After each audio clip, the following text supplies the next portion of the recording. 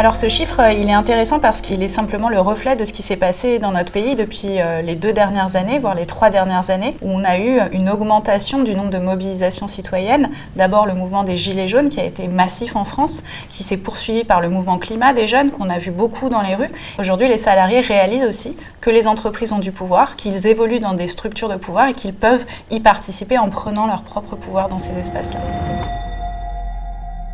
On est quand même dans une période où les gens ne peuvent pas trop manifester, donc cette mobilisation, elle se fait beaucoup sur les réseaux sociaux. On a vu apparaître d'ailleurs beaucoup de comptes militants sur Instagram notamment. Sur l'année 2020, on a vu des records de participation avec plus 80% de pétitions signées sur notre plateforme, mais aussi, je dirais, dans l'entreprise, on voit qu'il y a de plus en plus des personnes qui vont faire monter des sujets, soit en s'organisant de manière totalement organique, donc pas forcément via des syndicats représentatifs, soit en essayant à l'extérieur des entreprises de faire pression via des mobilisations citoyennes pour que les entreprises et les marques changent leurs pratiques. Donc c'est à la fois très digital, mais c'est aussi dans la vraie vie. Et c'est ça qui est intéressant, c'est que les gens s'informent, les gens vont comprendre leur pouvoir d'agir, voir leur responsabilité d'agir via des communications sur les réseaux sociaux, mais réalisent bien que c'est aussi quelque chose qu'ils font vivre dans la vraie vie, dans leur entreprise, dans la rue, ou quand ils vont en dîner avec leur famille pour discuter des gros sujets de société.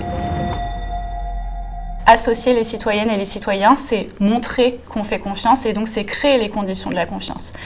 Et je pense que vraiment, c'est ce qui peut changer les choses et à mon avis, c'est aux entreprises et aux organisations gouvernementales, aux politiques de faire le premier pas de la confiance et de dire aux citoyennes et citoyens, on entend ce que vous avez à dire, on fait confiance au fait que vous voulez rendre le monde meilleur et on va essayer de faire la synthèse de vos voix pour justement recréer cette confiance dans l'action publique, dans l'action des entreprises.